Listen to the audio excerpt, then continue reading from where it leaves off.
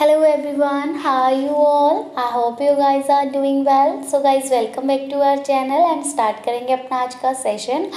तो आज के सेशन में हम लोग डिस्कस करेंगे आपके प्रीवियस ईयर के क्वेश्चंस, आपके UGC net JRF exam paper 1 unit 2 के। जैसा कि आप सभी को पता होगा कि आपका जो यूजीसी नेट का एग्ज़ाम होता है, इसमें आपका पेपर 1 होता है जो कि जनरल पेपर होता है, जो कि आप सभी देते हैं, चाहे आप किसी भी स्ट्रीम से बिलोंग करते हो।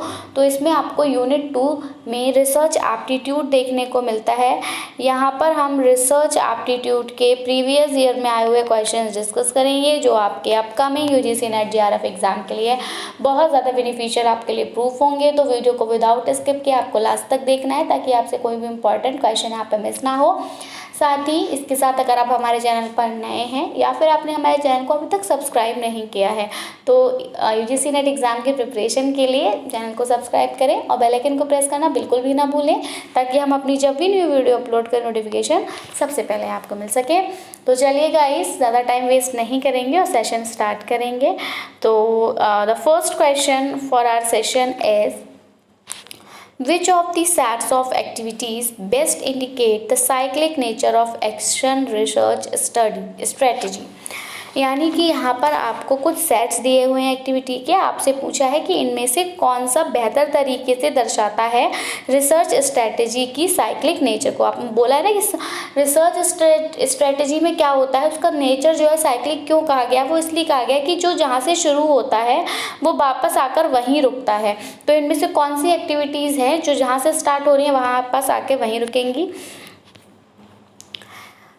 रिफ्लेक्ट, ऑब्जर्व, प्लान या फिर एक्ट। ऑब्जर्व, एक्ट, रिफ्लेक्ट या फिर प्लान। एक्ट, प्लान, ऑब्जर्व या reflect. Plan, act, observe, reflect. देखिए, सबसे पहले अगर मैं बात करूँ तो देखिए जो फर्स्ट ऑप्शन है इसमें आपको रिफ्लेक्ट जो है ना सबसे पहले दिख रहा है। और आप यहीं समझ जाइए कि कोई भी प्रोसेस हुआ, कोई भी स्टेप हुआ तो रिफ्लेक्ट करना, यानी आप दर्शाएंगे कुछ। रिफ्लेक्ट कब होगा, अगर एक बात बताइए मुझे, जैसे आप लोगों ने लॉज ऑफ रिफ्लेक्शन पढ़ा होगा, मैं सिर्फ कोरिलेट करने के लिए आपको सिर्फ लिंक करने के लिए समझा रही हूँ। तो आप बताइए कि जब आपने लॉज ऑफ रिफ्लेक्शन पढ़ा होगा तो उसमें क्या होता है कि एक इंसिडेंट रे आकर सरफेस पर फॉल होती है। आप मुझे बताइए, अगर ये इंसिडेंट रे जो है अगर ये ही फॉल नहीं होगी तो क्या रिफ्लेक्शन होगा। अगर इंसिडेंट रे आएगी ही नहीं तो रिफ्लेक्ट कैसे होगी। तो जब इंसिडेंट रे आएगी तभी तो रिफ्लेक्ट होगी। मेरा कहने का मतलब ये है कि ये जो रिफ्लेक्ट वर्ड सबसे पहले दे दिया है ये गलत है, क्योंकि रिफ्लेक्ट तो जब होगा ना जब आप पहले से कुछ रखेंगे। आते ही कोई चीज़ रिफ्लेक्ट कैसे हो जाएगी। विदाउट इंसिडेंट रे रिफ्लेक्शन तो पॉसिबल है ही नहीं। जब तक ये इंसिडेंट नहीं होगी रे तब तक ये रिफ्लेक्ट कैसे होगी। तो यहाँ पर इसलिए ये ऑप्शन गलत हो जाएगा। दूसरा है आपका again observe, act, reflect, plan. अगर आप इसको भी ध्यान से देखेंगे तो यहाँ पर यह है कि आप ऑब्जर्व कर रहे हो। आप ऑब्जर्व कर किस चीज़ को रहे हो, कुछ चीज़ होगी ना जिसे ऑब्जर्व किया। चलिए ठीक है, ऑब्जर्व आपने पहले कर लिया और एक्ट आप बाद में करोगे। अरे भाई, अगर मान लीजिए हम यहाँ पर ऐसे भी देख लें, सिर्फ इन दोनों को अगर हम देखें तो ऑब्जर्व और एक्ट को, मतलब मान लीजिए आपने कोई भी एक्सपेरिमेंट किया, या सिंपल सा एग्जांपल ले लेते हैं कि आपने एक प्लांट को क्या किया, एक प्लांट को प्लांट किया, ठीक है। अब जब ये प्लांट को जब आपने प्लांट किया तो ये क्या रहा आपका, ये एक्ट रहा, यानी आपने अब एक्ट कर दिया। अब आप ऑब्जर्व करोगे कि कितने टाइम में ये जो प्लांट है ये ग्रो करना स्टार्ट कर रहा है, इसमें कितने टाइम में फ्लावरिंग हो रही है, कितने टाइम में फ्रूटिंग हो रही है। तो पहले आपने एक्ट किया था तब आपने ऑब्जर्व किया है, तो इसलिए ये ऑप्शन भी आपका बिल्कुल गलत हो जाएगा। दूसरा फिर है, चलिए ये वाली बात एक तरफ से एक ठीक लग रही है थोड़ी सी कि आपने एक्ट कर लिया, लेकिन एक्ट आपने पहले कर लिया और प्लान आप बाद में करेंगे। हम एक्ट कब करते हैं। मैंने आपसे बोला कि आपने प्लांट को प्लांट किया, ठीक है, एक पौधा लगाया। तो आप मुझे ये बताइए, सिर्फ आपने डायरेक्ट कि मुझे प्लांटिंग करनी है और आपने डायरेक्ट बस ऐसे ही उठे और प्लांट लगा दिया, ऐसा हुआ होगा क्या। It's not possible. आप इससे पहले सोचेंगे तो ना कि आपको आपके घर में कि कौन सा प्लांट चाहिए, है ना। कौन सा प्लांट आपको लग रहा है कि मेरे घर के लिए रिक्वायर्ड है, या मैं इस घर के में किस कोने पे कौन सा प्लांट लगाऊं जो कि वो मेरा घर अट्रैक्टिव लगे, या कुछ भी, तो उसके लिए पहले तो आप प्लान करोगे तभी तो प्लांट लगाओगे। जब तक प्लान ही नहीं करोगे कौन सा लगाना है, क्या करना है, कहाँ लगाना है, तो एक्ट कैसे होगा। तो इसलिए ये भी ऑप्शन बिल्कुल गलत है। जब ये तीनों ही ऑप्शन गलत हो जाते हैं, हमारे पास एक ऑप्शन बचता है जो कि है आपका ऑप्शन नंबर 4। और इसको अगर आप ध्यान से देखेंगे कि साइक्लिक नेचर में कैसे है रिसर्च स्ट्रेटेजी की, तो जब हम रिसर्च की बात करते हैं तो सबसे पहले आप करोगे प्लान। क्या करोगे, सबसे पहले आप एक प्लान बनाओगे। प्लान क्या करोगे कि आप सबसे पहले ये पता लगाओगे कि आपको रिसर्च करनी किस पे है, और जिस टॉपिक आपने डिसाइड कर लिया तो फिर करनी कैसे है। तो पहले आप एक प्लान करेंगे। प्लान जब आपका हो जाएगा कि मेरे को वाटर पर रिसर्च करनी है, मेरे को वाटर में भी रिवर सोर्स पे करनी है, रिवर से मुझे सैंपल कलेक्ट करके लाना है, मुझे उस सैंपल के में 2 पैरामीटर्स ही देखने हैं, ओनली COD एंड BOD। चलिए मान लीजिए टर्बिडिटी भी आप देख ले रहे, तो मुझे ये पैरामीटर्स चेक करने हैं। तो ये आपने कर लिया प्लान, ठीक है। अब आप करोगे एक्ट, ठीक है। प्लान हो गया आपका। अब आपका जो दूसरा स्टेप आएगा वो रहेगा आपका एक्ट का, यानी अब आपने जो प्लान किया था कि मेरे को रिवर वाटर पे रिसर्च करनी, तो अब आप रिवर पे जाएंगे, वहाँ से आप सैंपल कलेक्ट करेंगे, आप उसको लेकर आएंगे और अब अपने पैरामीटर्स को वहाँ पर क्या करेंगे, टेस्ट करेंगे, ठीक है। नेक्स्ट, अब जब आपने प्लान कर लिया, आपने एक्ट कर लिया, अब आपका टाइम आएगा ऑब्जर्वेशन का। क्योंकि जो पैरामीटर, जैसे मान लीजिए आपने BOD का पता लगाने के लिए वाटर को BOD इंक्यूबेटर में रखा है, इंक्यूबेशन में रखा जाता है ना, तो आपने BOD इंक्यूबेटर में वाटर को रखा ताकि पता चल सके कि उस वाटर का BOD बायोलॉजिकल ऑक्सीजन डिमांड कितनी है। तो उसके लिए आपको पता होगा BOD के लिए हमें कितने डेज का टाइम लगता है, तो 5 डेज हमें लगते हैं। तो अब आफ्टर 5 डेज इसको ऑब्जर्व करोगे। तो आपने क्या किया, आपने पहले प्लान किया, फिर आपने एक्ट किया, अब फिर तीसरे स्टेप में आपने ऑब्जर्व किया, ठीक है। ऑब्जर्व किया, ये मैं ऐसे कर रही हूँ लेकिन ये एक सर्कुलर में आएगा कि हम मान लीजिए, चलिए मैं यहाँ बताती हूँ कि एक्ट हो गया। एक्ट के बाद आपने क्या कर लिया, अब ये ऑब्जर्व वाला कर लिया, और एक्ट के बाद जब ऑब्जर्व हुआ, अब इसके बाद होगा रिफ्लेक्ट। क्या होगा, रिफ्लेक्ट। जब आपने ऑब्जर्व कर लिया, अब आप इसको रिफ्लेक्ट करोगे, यानी कि आप क्या करोगे, रिसर्च पेपर लिखोगे।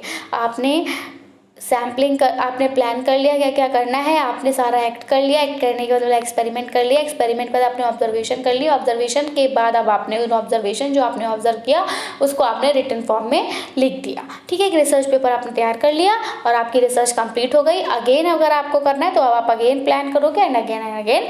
तो ये आपका साइक्लिक नेचर हो गया रिसर्च स्ट्रेटेजी का। तो option number 4 is the correct answer for this question. I hope आपने क्वेश्चन को बहुत अच्छे तरीके से समझा होगा। आगे बढ़ेंगे अगले क्वेश्चन की तरफ। सेम क्वेश्चन है हिंदी में, हिंदी वाले कैंडिडेट्स के लिए, क्योंकि हिंदी वाले कैंडिडेट्स बहुत ज़्यादा वरिड रहते हैं कि मैम जो हमारा सेशन आता है क्या हिंदी में ही प्रोवाइड कराइए। तो हम मेरे जो सेशंस रहते हैं वो बाइलिंगुअल रहते हैं, इंग्लिश में भी होता है, हिंदी में भी होता है, बस आपको थोड़ा सा पेशेंस रखने की यहाँ पर रिक्वायरमेंट होती है। इंग्लिश वाले क्वेश्चन के साथ ही मैं अपना फुल एक्सप्लेनेशन दे देती हूँ, तो आप वहाँ पर मेरे साथ बने रहें। बस आपको जिस भी क्वेश्चन में, किसी भी वर्डिंग्स पर, टर्मिनोलॉजी में जहाँ भी डाउट हो रहा है उसके लिए आप हिंदी का वेट करिए। अदरवाइज मैं जो बोलती हूँ वो मैं हिंदी में ही बोलती हूँ, इंग्लिश कुछ नहीं होता है एज इट, ठीक है। तो चलिए, गतिविधियों का कौन सा सेट क्रियानुसंधान रणनीति की चक्रीय प्रकृति को सबसे अच्छा दर्शाता है? प्रतिबिंबित करना, निरीक्षण करना, योजना बनाना या फिर कार्य करना। निरीक्षण करना, कार्य करना, प्रतिबिंबित करना या योजना बनाना। कार्य करना, योजना बनाना, निरीक्षण करना, प्रतिबिंबित करना। प्रतिबिंबित करना मैं हिंदी वाले कैंडिडेट्स को भी लिंक करना से बता देती हूँ कि आप प्रतिबिंब बनाएंगे, ठीक है। तो मान लीजिए आपको सबसे पहले प्रतिबिंब बनाना है किसी का, तो उसके लिए आप किसका प्रतिबिंब बनाओगे, ऐसे थोड़ी ना बना दोगे। पहले आप डिसाइड करोगे ना कि भैया रानी लक्ष्मीबाई का बनाना है, ठीक है, कि किसका बनाना है। तो वो ये पहले आप प्लान करोगे, प्लान करने के बाद अब आप बनाओगे, जब बनाओगे तब वो प्रतिबिंब कहलाएगा, ठीक है। तो यहाँ पर आपका जो ऑप्शन नंबर 4 है ये करेक्ट हो जाएगा कि पहले आप योजना बनाओगे, योजना बनाने के बाद आप कार्य करोगे और कार्य करने के बाद निरीक्षण करोगे उसका कि सही है नहीं, और फिर आप उसको रिफ्लेक्ट करोगे। क्लियर। चलिए क्वेश्चन नंबर 2 के साथ आगे बढ़ेंगे। Question number 2 says that which of the following sequences of research step is nearer to scientific method. यहाँ पर आपको कुछ सीक्वेंस दिए हुए हैं रिसर्च स्टेप्स के और आपसे पूछा है कि इनमें से कौन सा मेथड जो है वो हमारे साइंटिफिक मेथड के पास माना जाएगा। यहाँ आता है आपका, देखिए बहुत लेंदी है स्टेप्स। देखिए suggested solution of the problem, आपको क्या करना है कि जो भी प्रॉब्लम है उसके सॉल्यूशन को सजेस्ट करना है, आपको कॉन्सिक्वेंसेस को डिड्यूस करना है सॉल्यूशन के, परसीव करना है आपको problem situation, location of the difficulty and testing the solutions, आप सॉल्यूशन को टेस्ट करेंगे। नेक्स्ट है आपका परसीविंग दी प्रॉब्लम सिचुएशन, आप प्रॉब्लम सिचुएशन को परसीव करेंगे, लोकेट करेंगे आप एक्चुअल प्रॉब्लम को और उसको डिफाइन करेंगे, हाइपोथेसिस देंगे, डिड्यूस करेंगे कॉन्सिक्वेंसेस को सजेस्टेड सॉल्यूशन के, या फिर हाइपोथेसिस को टेस्ट करेंगे। नेक्स्ट आपका है डिफाइनिंग अ प्रॉब्लम। तो देखिए साइंटिफिक अगर हम बात करें तो साइंटिफिक क्वेश्चन क्या था आपका कि हाँ साइंटिफिक मेथड के कौन सा नियर रिसर्च स्टेप है, तो यही आपका ऑप्शन नंबर 3 है कि सबसे पहले आप प्रॉब्लम को डिफाइन करोगे कि बेसिकली प्रॉब्लम है क्या।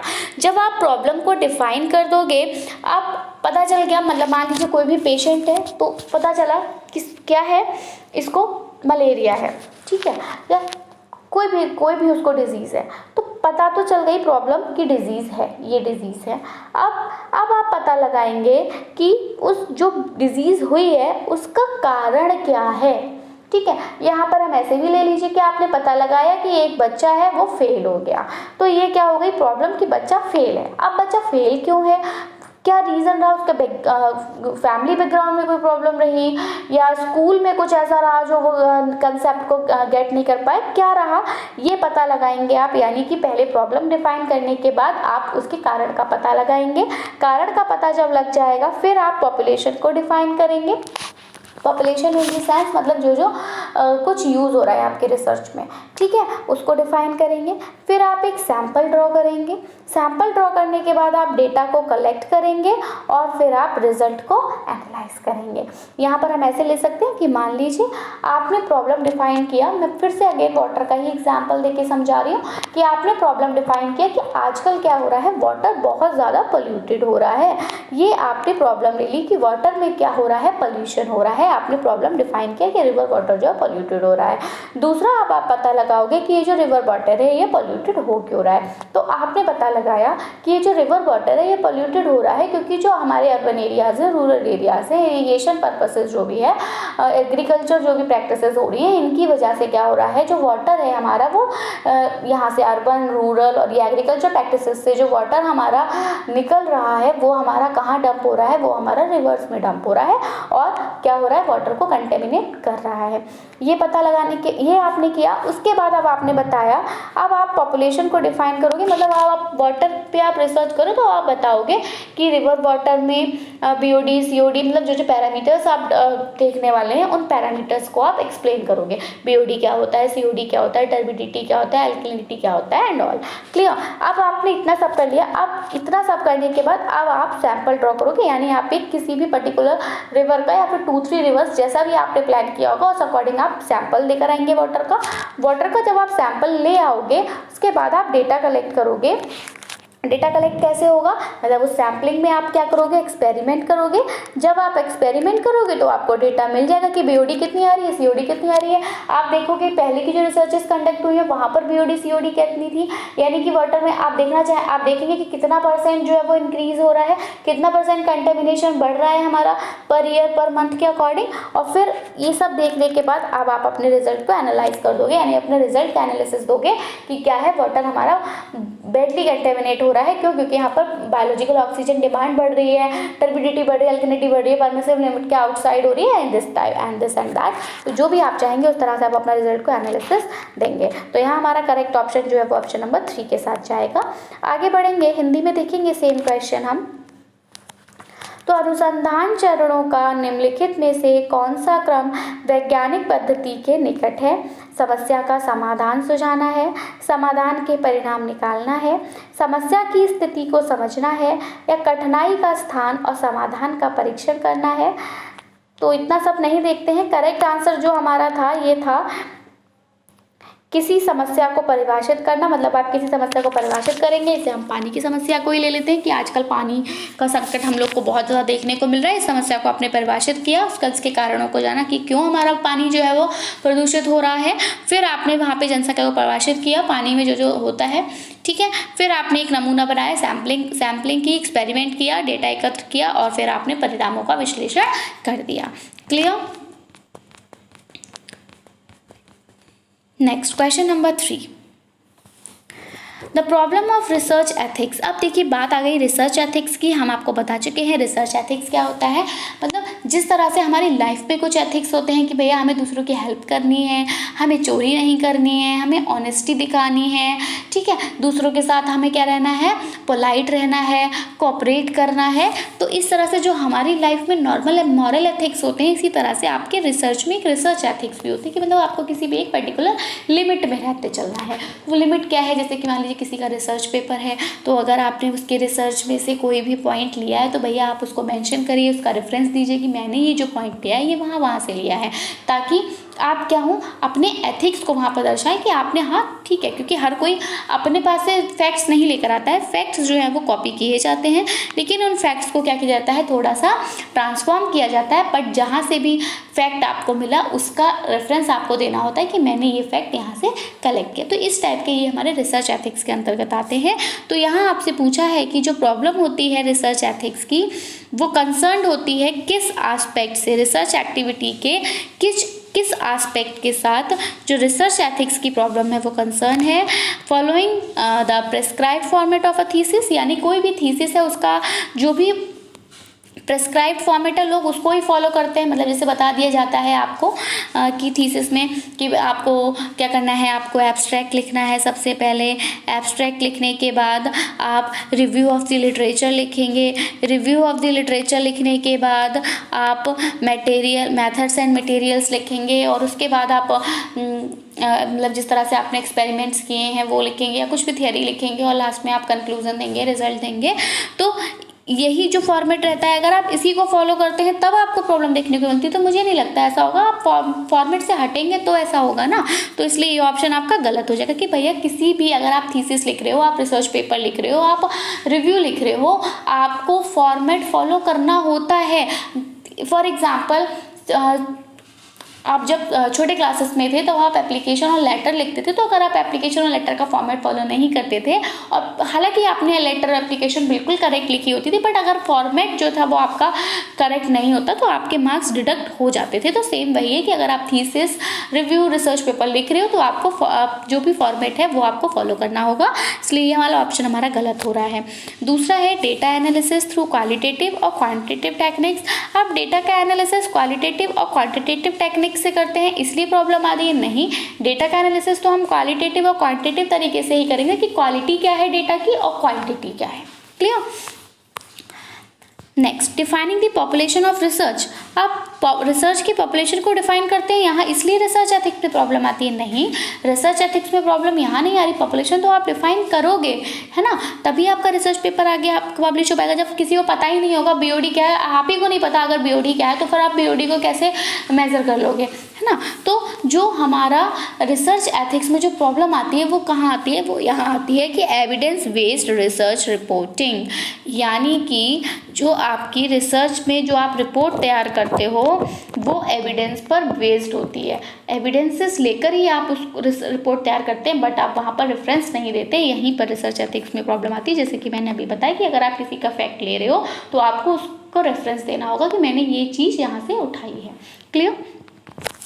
नेक्स्ट, हिंदी में देखेंगे, अनुसंधान नैतिकता की समस्या अनुसंधान गतिविधियों के किस पहलू से संबंधित है। तो अनुसंधान नैतिकता की अगर हम बात करें, इसकी समस्या जो है वो आपके इसी समस्या से संबंधित है कि साक्ष्य आधारित अनुसंधान रिपोर्टिंग। आप अपनी रिपोर्टिंग में एविडेंसेस लगाते हैं बट उनका रेफरेंस नहीं देते हैं। क्लियर? ऑप्शन नंबर 4 जो है वो यहाँ पर करेक्ट हो जाएगा।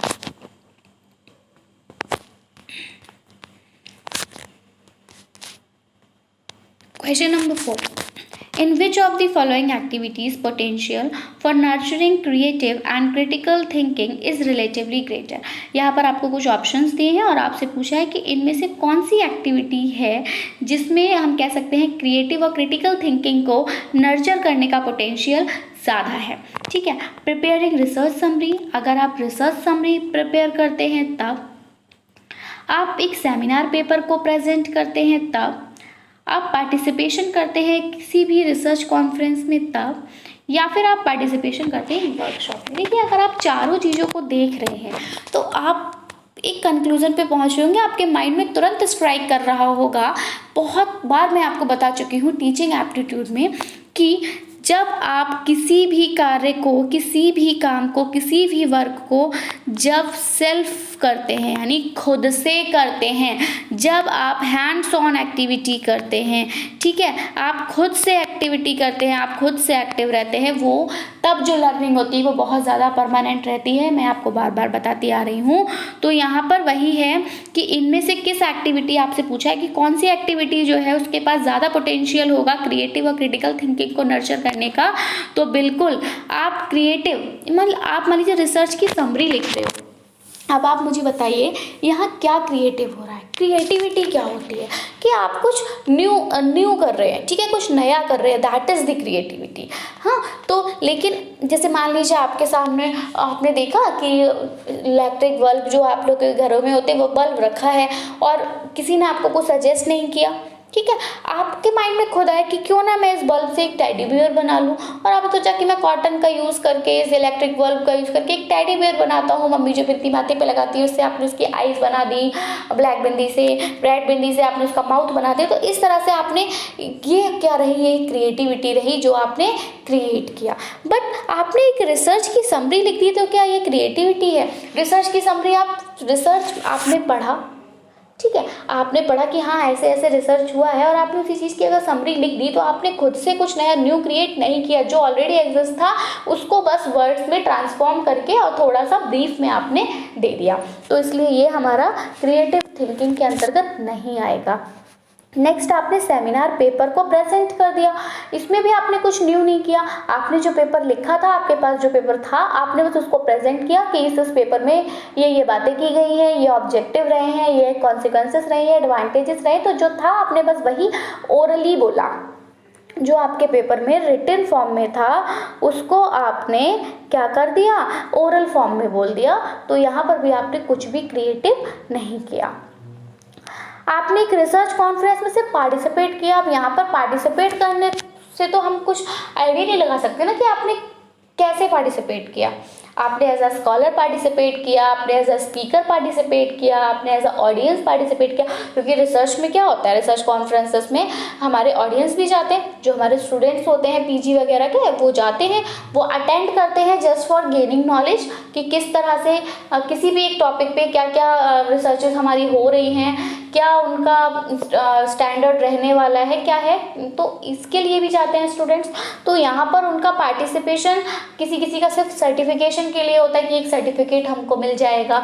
हाँ, तो हम ये नहीं कह सकते कि रिसर्च कॉन्फ्रेंस में कोई पार्टिसिपेट कर रहा है तो यहाँ पर भी कुछ क्रिएटिव हो रहा है, नो।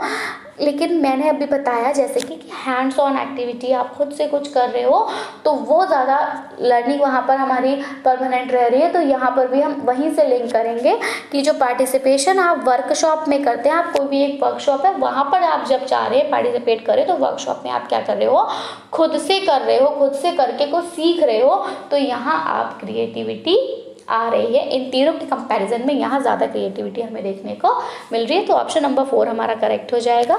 नेक्स्ट है, निम्नलिखित में से किस गतिविधि में रचनात्मक और आलोचनात्मक सोच को बढ़ावा देने की क्षमता अपेक्षाकृत अधिक है?